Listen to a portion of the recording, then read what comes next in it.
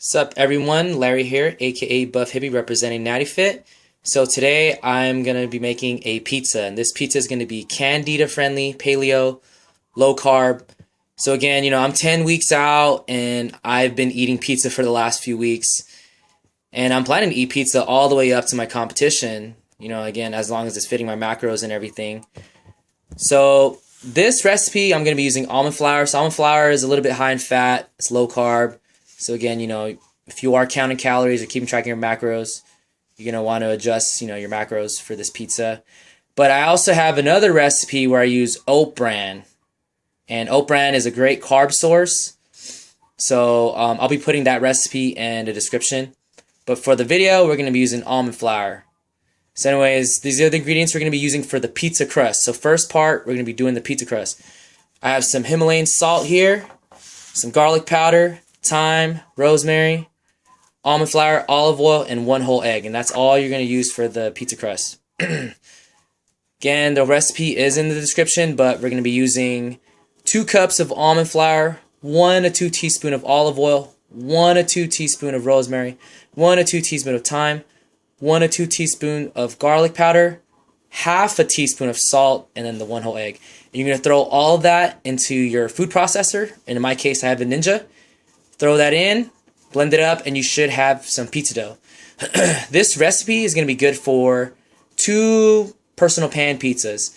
So I usually use half of it, store the other half for another day. Alright guys, so I'm going to add all those ingredients in my food processor, and then I'll be working with the pizza dough. Stay tuned, guys. Alright guys, so this is my pizza crust. So again, you just threw all those ingredients that we had earlier in your food processor, and you should have a pizza dough. So before you do anything, make sure to oil up your pan or oil up your baking sheet. In this case, I just use the same oil, the olive oil. Then you also want to kind of have a little bit of olive oil on your hands. So you're going to work with the dough. So you pull the dough. And the secret is, I wish I could have showed you guys, but I'm kind of having issues with my tripod. But, when you have that ball of dough, essentially you want to, press it down, work your way from the middle, and then work outward. So to thin it out. So this pizza, it's going to be a thin crust pizza. So anyways, I'm going to throw this in the oven for 15 minutes for 350 degrees, at 350 degrees. And after that, we'll top the pizza. Alright guys, stay tuned.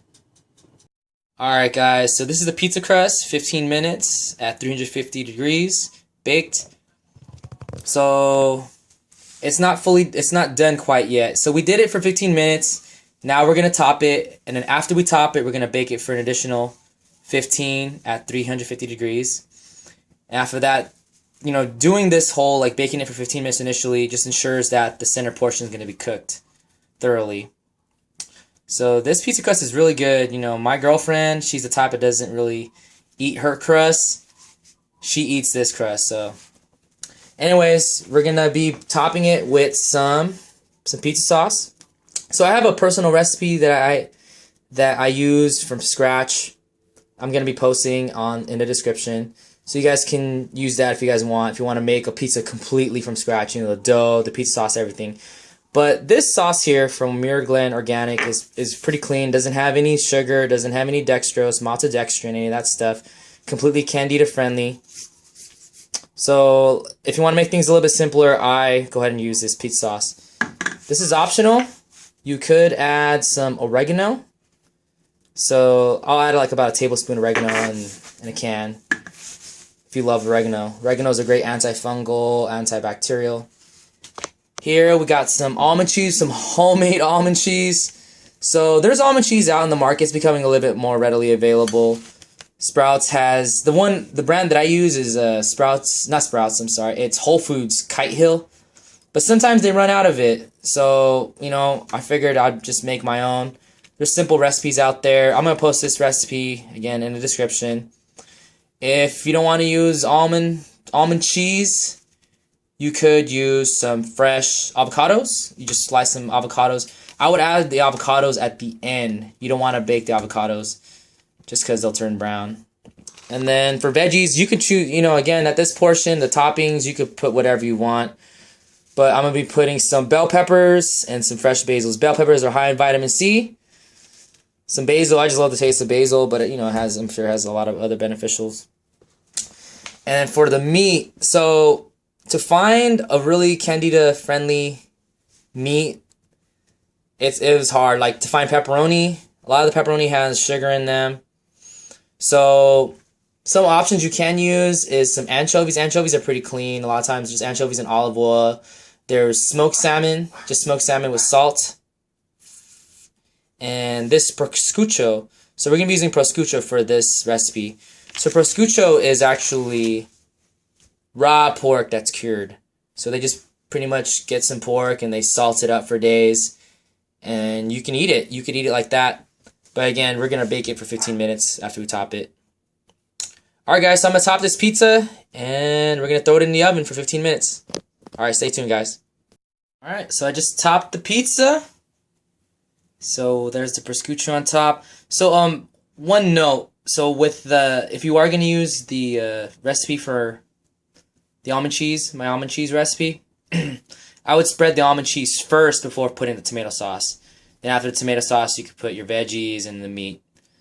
Alright, so this is it. I'm going to throw it in the oven for 15 minutes at 350, and then we'll have a done pizza. And here is the final, or the finished product. This is the pizza right here, all cooked up and ready to go. So this pizza, again, Candida Paleo, low carb. It's going to have great holdability. So I've done the whole cauliflower crust and it doesn't really have great holdability. So this is going to have good holdability. You're going to be able to eat it like a pizza and it's going to be amazing, guys. So I hope you guys try this recipe and I hope you guys enjoy it. I personally enjoy it. I eat it almost every day. I can't get tired of it. Pizza is my favorite food. And even though I'm in this competition, even though I'm on a Candida diet, I still get my pizza in. So, alright guys, I hope you guys learned something as usual. Again, like and subscribe. Stay natty fit. Till next time. Peace.